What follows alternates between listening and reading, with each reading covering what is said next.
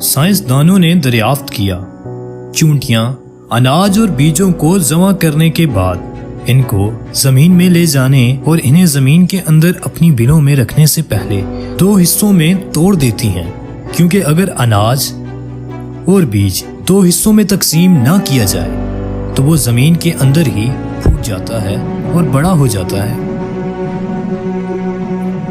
انہوں نے حیرت سے کہا کہ چونٹیاں دھنیے کے بیج کو 4 حصوں میں تقسیم کرتی ہیں، کیونکہ ایک دھنیے کا بیج ہی ہے جو 2 حصوں میں بٹنے کے بعد بھی پھوٹ سکتا ہے، اس لیے چونٹیاں اس کو 4 حصوں میں کاٹ کر تقسیم کرتی ہیں،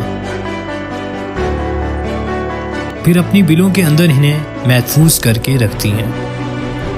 سوچنے کی بات ہے ان سب کو یہ کس نے سکھلایا؟ یقیناً میرے اور آپ کے بلکہ ساری کائنات کے وحدہ لا شریک رب نے، تو اس کی پاکی بیان کیجیے۔ سبحان اللہ و بحمدہ، سبحان اللہ العظیم، صدق اللہ العظیم۔